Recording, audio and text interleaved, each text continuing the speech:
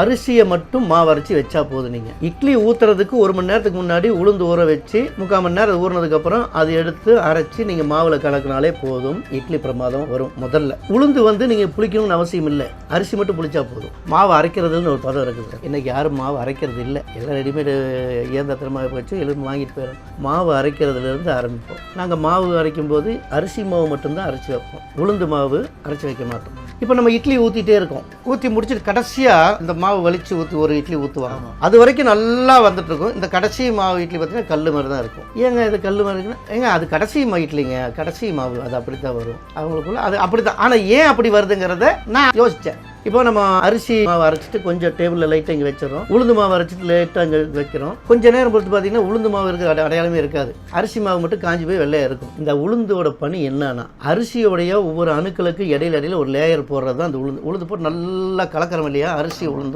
அரிசியோட அந்த அணுக்கும் இந்த அணுக்கும் லைட்டாக ஒரு லேயர் போட்டு போகிறது தான். வெறும் அரிசியில் செஞ்சு அது குலக்கட்டை. நம்ம ஊற்ற என்ன ஆகும்னா, பாத்திரத்துலேருந்து அப்படி போகும்போது கொஞ்சம் ட்ரை ஆகும்போது முதல்ல பபிள்ஸ் வெடிச்சு போகிறது உளுந்தோடுது. உளுந்து நீங்கள் அரைச்சிங்கன்னா நுரையாக தான் இருக்கும், சோப்பு வர மாதிரி தான். நீங்கள் எவ்வளோ நைஸாக அரைச்சிங்கனாலும் அந்த பேர்த்திங்கன்னா அது நுரையாக தான் இருக்கும். அது என்ன நம்ம எடுக்க அந்த சைடில் மாவு கொஞ்சம் ட்ரை ஆகிறதுக்கு முன்னாடி இந்த பபிள்ஸ் அந்த உளுந்து தன்மையை பூரா இழந்துடும். நம்ம கடைசியாக வலிச்சு ஊற்றுறது வெறும் அரிசி மாவு தான். இப்போ நாங்கள் என்ன பண்ணுவோம்னா, இட்லி செய்கிறது எப்படி எங்கள்கிட்டயா இட்லி நல்லா வருது அப்படின்னா அதுக்கு சில விஷயங்கள் ரொம்ப கவனமாக பார்த்து செய்ய வேண்டியது. அரிசியை மட்டும் மாவு அரைச்சி வச்சா போதும். நீங்கள் இரவு இட்லி ஊற்றுறதுக்கு 1 மணி நேரத்துக்கு முன்னாடி உளுந்து ஊற வச்சு 3/4 மணி நேரம் ஊறினதுக்கப்புறம் அது எடுத்து அரைச்சி நீங்கள் மாவில் கலக்கினாலே போதும். இட்லி பிரமாதம் வரும். முதல்ல உளுந்து நீங்கள் புளிக்கணும்னு அவசியம் இல்லை, அரிசி மட்டும் புளிச்சா போதும். இப்போ வெயில் காலம், நல்ல வெயில் காலம் அப்படின்னா நீங்கள் மாவு அரைச்சி வைக்கிறதுக்கு கூட அதை விட கொஞ்சம் பெரிய பாத்திரத்தில் தண்ணி ஊற்றி அந்த தண்ணிக்குள்ளே இறக்கி வச்சோம்னா அந்த புளிப்பை இது கண்ட்ரோல் பண்ணும். புளிக்கவே இல்லை, பனி சரியான பனி புளிக்கவே இல்லைன்னா ஒரே ஒரு இளநீர் வாங்கி உடச்சி ஊற்றி கலக்கி வச்சிங்கன்னா பிரமாதமாக புளிச்சு அருமையாக பொங்கி நிற்கும்.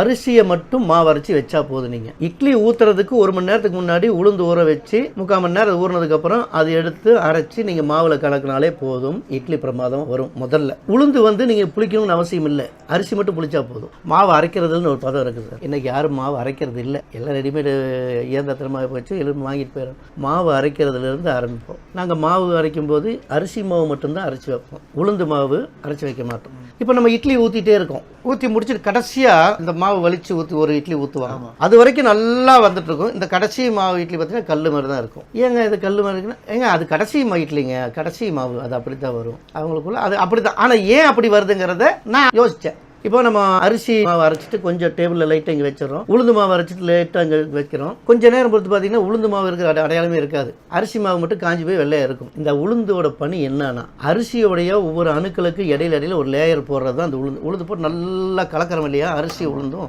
அரிசியோட அந்த அணுக்கும் இந்த அணுக்கும் லைட்டாக ஒரு லேயர் போட்டு போகிறது தான். வெறும் அரிசியில் செஞ்சு அது குலக்கட்டை.